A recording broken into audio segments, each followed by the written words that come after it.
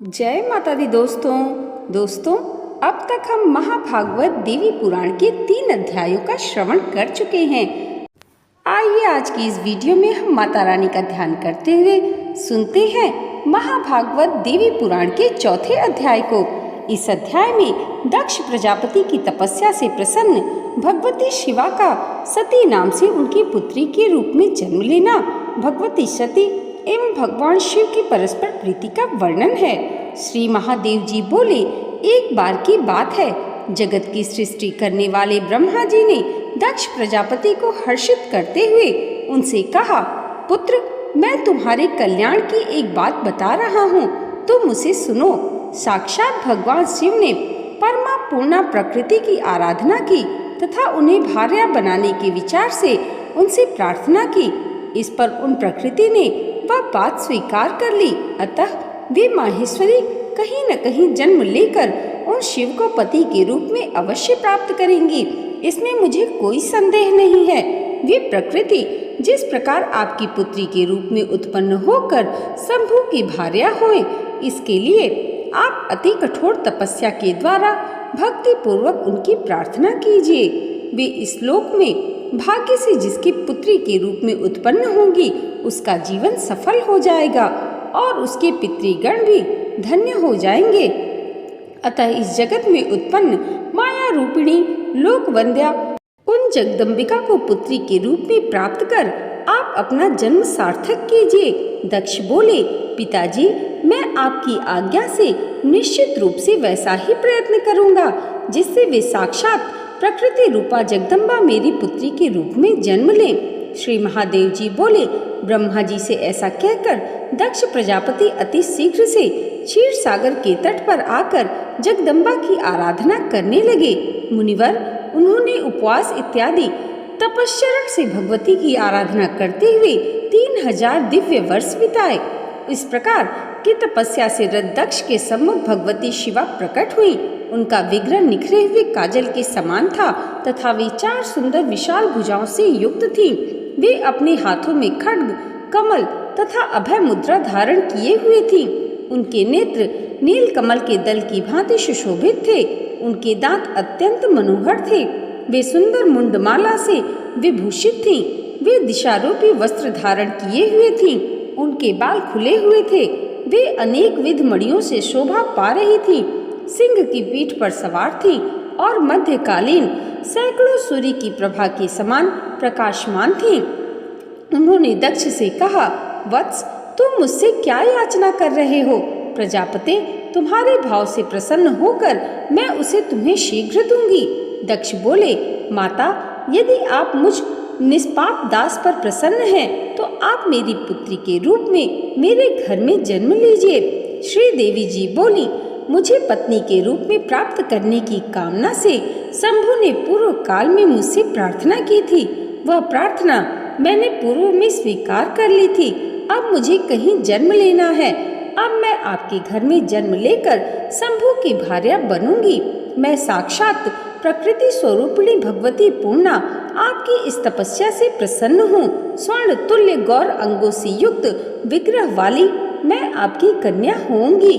सुंदर शरीर वाली तथा सौम्य रूप वाली मैं तभी तक आपके यहाँ रहूंगी जब तक आपकी तपस्या का पुण्य क्षीण नहीं हो जाता। पुनः तपस्या का पुण्य क्षीण होने पर जब आपके द्वारा मेरा अनादर होगा, तब मैं इसी तरह का विग्रह धारण कर अपनी माया से स्थावर जंगममय संपूर्ण जगत को विमोहित करके अपने धाम चली जाऊंगी। श्री महादेव जी बोले, मुनि श्रेष्ठ, तीनों लोक की जननी तथा उत्तम गुणों वाली प्रकृति देवी दक्ष से ऐसा कहकर उनके देखते देखते अचानक अंतर ध्यान हो गई। और इसके बाद प्रजापति दक्ष ने भी अपने घर जाकर ब्रह्मा जी से उस वरदान के विषय में बताया, जिसे जगदात्री भगवती ने प्रसन्न होकर उन्हें दिया था। तत्पश्चात उन आद्या सनातनी पूर्णा प्रकृति ने जन्म लेने के लिए सर्वगुण संपन्न दक्ष पत्नी के गर्भ में प्रवेश किया। तदंतर दक्ष पत्नी प्रसूति ने शुभ दिन में एक कन्या को जन्म दिया। वह कन्या प्रकृति स्वरूपिणी भगवती पूर्णा ही थी। उस कन्या के अंग गौर वर्ण के थे। करोड़ों चंद्रमा के समान उसकी आभा थी। खिले हुए कमल के समान उसके बड़े बड़े नेत्र थे। वह 8 भुजलताओं से सुशोभित थी और उसका मुख अति सुंदर था। उस समय आकाश से फूलों की वर्षा होने लगी, सैकड़ों दुदुम्बियां बज उठी और दिशाएं अत्यंत स्वच्छ हो गईं। तब पुत्री का जन्म सुनकर दक्ष प्रजापति वहां आ गए और उस कन्या को देखकर अत्यंत प्रसन्न मन वाले उन दक्ष ने बंधु बांधवों के साथ महान उत्सव आयोजित किया तथा 10वें दिन उस कन्या का सती ऐसा कहकर नामकरण किया। वह कन्या वर्षाकालीन मंदाकिनी की भांति प्रतिदिन बढ़ने लगी और शरतकालीन चंद्र ज्योत्सना के समान दिव्य कांति से सुशोभित होने लगी। प्रजापति दक्ष एक बार सुंदर मुख वाली उस कन्या को विवाह योग्य देखकर अपने मन में उसके विवाह के लिए विचार करने लगे। यह कन्या किसे प्रदान करनी चाहिए, अथवा ये तो स्वयं परा प्रकृति है जो अपने वर हेतु पहले से ही वचनबद्ध है, इसलिए वह बात मेरी पूरी तरह बहुत प्रयत्न करने पर भी किसी प्रकार अन्यथा नहीं हो सकती। जिन शिव के अंश से उत्पन्न रुद्रगण मेरी आज्ञा का अनुगमन करते हैं, उनको बुलाकर यह रूपवती कन्या देने योग्य नहीं है। इसलिए सूलधारी शिव को बिना आमंत्रित किए श्रेष्ठ देव, दैत्य, गंधर्व और किन्नरों की एक शिव शून्य सभा बुलाकर मुझे स्वयं वरोत्सव यज्ञ का आयोजन करना चाहिए। तब वही होगा जो विधि का विधान होगा। तब अपने मन में भली भांति ऐसा निश्चय करके मनस्वी दक्ष प्रजापति ने सभी देवताओं तथा असुरों को बुलाकर बिना शिव के ही सभा का आयोजन कर दिया। सती के उस अद्भुत तथा मनोहर स्वयंवर में देवताओं और दैत्यों तथा मुनिंद्रों की कांति से वह सभा भी अत्यंत सुशोभित हो रही थी। वह सभा सूर्य के सदृश तेजमयी और चंद्रमा के समान कांतिमती होकर सुशोभित हो रही थी। मुनिवर दिव्य माला और वस्त्र तथा प्रभा में स्वर्ण के मुकुट धारण किए हुए श्रेष्ठ देवगण उस सभा में विराजमान थे। मणियों तथा स्वर्ण सजाए गए उनके रथों, घोड़ों और हाथियों एवं विभिन्न वर्णों के ध्वजों, छत्रों तथा पताकाओं, इन सभी से सुसज्जित वह दक्षपुरी कांति युक्त होकर शोभा पा रही थी। सैकड़ों हजारों नगाड़े, मृदंग और ढोल बजने लगे। उस ध्वनि से सारा आकाश गूंज उठा। उस सभा में गंधर्वगण मनोहर गीत गा रहे थे और सैकड़ों हजारों श्रेष्ठ अप्सराएं आनंदित होकर नाच रही थीं। इसके बाद प्रजापति दक्ष ने शुभ समय आने पर त्रैलोक्य सुंदरी उस कन्या सती को सभा में बुलाया। मुनि श्रेष्ठ मनोहर तथा कांति युक्त वह सती परम प्रसन्नता पूर्वक वहां उपस्थित हुई। वह सौंदर्य की प्रतिमा के समान सुशोभित हो रही थी। इस बीच सर्वश्रेष्ठ महेश्वर नंदी पर सवार होकर वहां आ गए और अंतरिक्ष में स्थित हो गए।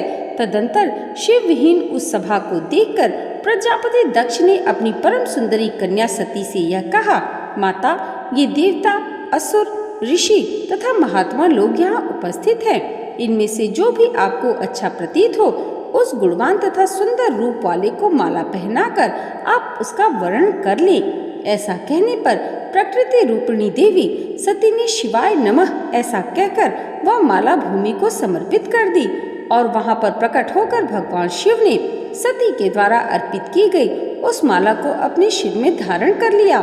रत्नों से विभूषित समस्त अंगों वाले, करोड़ों चंद्रमाओं के समान प्रभा वाले, दिव्य माला तथा वस्त्र धारण करने वाले, दिव्य गंधों से लिप्त शरीर वाले, खिले हुए कमल के समान 3 सुंदर नेत्र वाले दिव्य रूपधारी भगवान सदाशिव सती के द्वारा प्रदत्त उस माला को धारण कर प्रसन्नता पूर्वक सभी देवताओं के देखते देखते उस स्थान से सहसा ही अंतर ध्यान हो गए। मुनि श्रेष्ठ सती ने महेश्वर को माला अर्पित कर दी थी।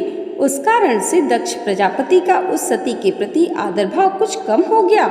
इसके बाद मारीच आदि अपने मानस पुत्रों तथा अन्य मुनीश्वरों के साथ वहां विराजमान ब्रह्मा जी ने सभी प्रजाओं के स्वामी दक्ष से यह बात कही, आपकी इस कन्या ने देवाधिदेव शिव का वरण किया है, इसलिए उन श्रेष्ठ महेश्वर को बुलाकर प्रयत्न पूर्वक वैवाहिक विधि विधान से अपनी पुत्री उन्हें दे दीजिए। उनका यह वचन सुनकर और प्रकृति देवी द्वारा कही गई पूर्व बात को याद करके दक्ष ने महेश्वर को बुलाकर उन्हें सती को सौंप दिया।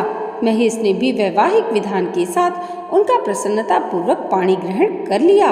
इसके अनंतर ब्रह्मा, विष्णु और नारद आदि ऋषिगण वेद वाक्यों के द्वारा उन स्तुति प्रिय शिव तथा शिवा की स्तुति से प्रसन्न करने लगे।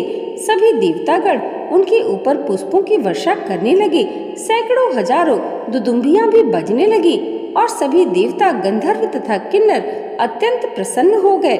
जटा तथा भस्म धारण किए हुए विश्वेश्वर शिव को देखकर दक्ष प्रजापति के चित्त में बड़ी व्याकुलता छाई हुई थी और वे मन ही मन सती को भी कोस रहे थे।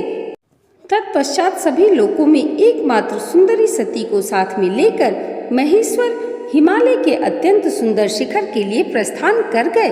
मुनि श्रेष्ठ महादेव के साथ सती के चले जाने पर दक्ष प्रजापति का दिव्य ज्ञान विलुप्त हो गया।